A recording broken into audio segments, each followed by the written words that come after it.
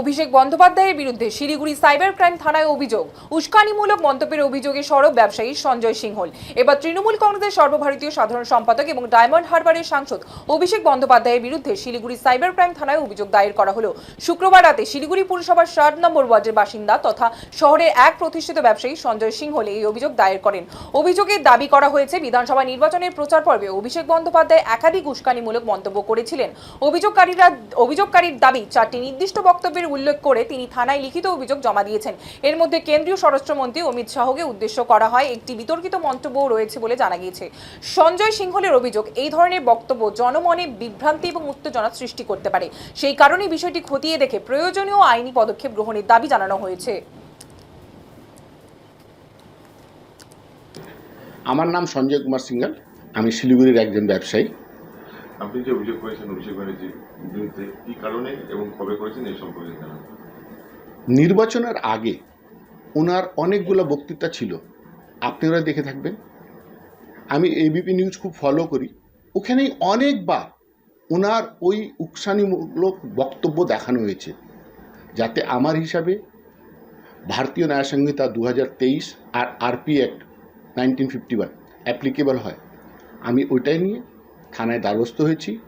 আমাকে বলা হলো যে আপনি সাইবার সেলে এই কমপ্লেনটা করতে পারেন। তারপরে আমি সাইবার সেলে গিয়ে ওনার বিরুদ্ধে এই অভিযোগ দায়ের করেছি। এই অভিযোগ দায়ের করার পিছনে আমার কারণটা একদম আলাদা।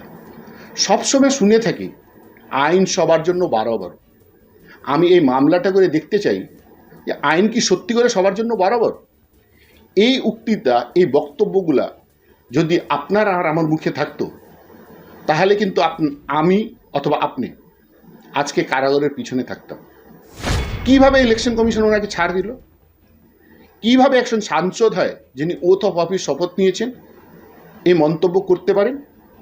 উনি কিভাবে একটা মন্তব্য করলেন? বৈদ্যুতিক চুলি সত্যি করে কার জন্য ব্যবহার হয়? উনি কি একটা ধর্ম বিশেষকে টার্গেট করার চেষ্টা করেননি, অথবা কোনো সম্প্রদায় বিশেষকে তুষ্টিকরণ করার চেষ্টা হচ্ছে? এটা দেশ। আর এই মামলাটা এখন এর জন্য করতে পারেছি, আগে শাসকের আইন ছিল, এখন 1 মাসের মধ্যে আইনের শাসন হয়েছে। আমি প্রশাসন আর মহামহিম আদালতের কাছে আবদার করব যে এই মামলার শুনানি হোক, যত থানায় এনার নিয়ে অভিযোগ হোক, সব থানায় ইনি দৌড়ান। আর ইনি বুঝতে পারেন যে একজন সাংসদ হয়, এই বক্তব্যগুলা দেওয়ার আগে ওনাকে চিন্তা ভাবনা করা উচিত ছিল। সব মানুষই দেশের নাগরিক, দেশের ভালোর জন্য কথা বলুন। আপনি যদি কোনো জিনিস ভুল থাকে, আপনি আইনের দরখাস্ত হন।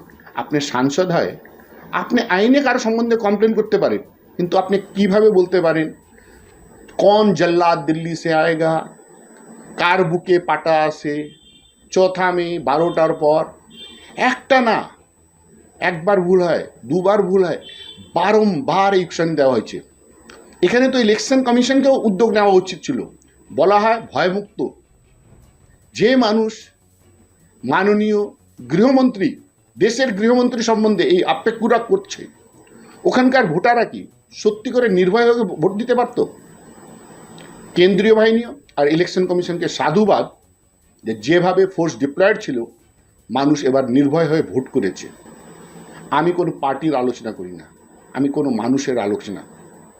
এই বক্তৃতাগুলা যদি ওনার ছাড়া অন্য কেউ ভদ্রলোকও দিয়ে থাকতেন, ভদ্র তো বলাই যাবে না যে সব মন্তব্য করেন, যে কেউ এই বক্তব্য দিবে তার এগেনস্টে মামলা হওয়া উচিত। আমার সংজ্ঞানে এগুলো আসলো, তারপরে আমাকে বলা হলো যে আপনাকে প্রুফ দিতে হবে। আমি এবিপি নিউজের এই বাইটস থেকে, ইউটিউব থেকে ওনার ভিডিও লিঙ্কসগুলো বের করে যখন ওখানে দেখালাম, তারপরে আমার এই বক্তব্য ওনারা কমপ্লেনটা স্বীকার করলো। ওনারা বলল কিছুদিন আমাকে সময় দেন, এটা জিডি হিসাবে আপনার থেকে নিচ্ছি, পরে আমরা এটাকে এফআইআরে কনভার্ট করব। কবে অভিযোগ করলেন? কাল দুপুরের দিকে আমি অভিযোগ করেছিলাম। অভিষেক ব্যানার্জির বিরুদ্ধে অলরেডি উস্কানিমূলক মন্তব্য যেরকম ডিজে বাজানো এই সমস্ত নিয়ে অলরেডি অভিযোগ হয়েছে। এটা আমার জানা ছিল। আপনার অভিযোগগুলো স্পেসিফিক ভাবে যদি একটু বলেন। হ্যাঁ, আমার অভিযোগ যেটা আছে ওই উস্কানিমূলক বক্তব্যতেই আছে। বৈদ্যুতিক চুলি, বুকের পাটা, ডিজে বাজানো, তারপরে উনি বলেছিলেন দিল্লি কা জল্লাদ কौन বাপ আকে আপকো বাঁচাতা হ্যায়, আমি থাকবো, আমি দায়িত্ব নিচ্ছি, মমতা উদার আছে, আমি উদারিতা নাই, আমরা আগেও আরামবাগ হেরেছিলাম, পুষ্কুরা হেরেছিলাম, এবার কিন্তু কোনো দয়া মায়া নাই। উনি প্রত্যেক সময় বলে ধমকানোর রাজনীতি, চমকানোর রাজনীতি নাকি পুলিশ প্রশাসন করে, কেন্দ্রীয় বাহিনী করে। উনি কি করছিলেন? এগুলা কি ভোট চাওয়া না ভোটের দাবি? কিভাবে একজন সাংসদ এই বক্তৃতা করতে পারে? সত্যি করে আজকেও শরীর কেঁপে উঠে। যদি ভুলবশ এই সরকারটা থেকে যেত, এই বক্তব্যগুলা যে উঠে এসেছে 2021 পোস্ট ভায়োলেন্স থেকেও বড় খামতি হতো, হয়তো আজকে আমি ইন্টারভিউ দিতে পারতাম না, আপনি এই ইন্টারভিউ নিতে পারতেন না, আর এখন পর্যন্ত আমরা লাশ গুনতে এমন ব্যস্ত থাকতাম যে নিজেকেই ভুলে যেতাম। আর যে আপনি বলছেন যে সাধারণ মানুষ হিসেবে যে অভিযোগটা করেছেন, কি শাস্তি বা কিভাবে তার কি হওয়া উচিত বলে আপনার মনে হচ্ছে? দেখেন, শাস্তি তো মহামহিম আদালত তয় করবে। আমি চাই শাসকের আইনের বনস্পত, আইনের শাসন হোক। এই বক্তৃতাগুলা যেভাবে করা হয়েছে, প্রশাসন ওনার এগেনস্টে এটাকে এফআইআর নথিভুক্ত করুক, তারপরে মহামহিম আদালতের কাছে ওনাকে পেশ করা হোক। মহামহিম আদালত যেটা উচিত ভাববে ওই শাস্তি দেওয়া হোক। কিন্তু যদি এখানে শাস্তি না দেওয়া হয়, এটা এফআইআর কনভার্ট না হয়, যেটা পরপর লোকজন বলে আইন সবার জন্য বরাবর না, ওইটা আর একবার পরিষ্কৃত হয়ে যাবে, ওইটা আর একবার স্টেবলাইজ হয়ে যাবে। তো এই স্টেবলিশমেন্টকে ভাঙেন। আইন সবার জন্য বরাবর, আর আইন যদি সবার জন্য বরাবর, ওনার এই বক্তব্য কোনো রকমে স্বীকার্য না। আইনমূলক শাস্তি নেওয়া হোক। আমি কোনো শাস্তি নির্ধারিত করতে পারবো না, অথবা করার আমার কোনো চেষ্টাও নেই।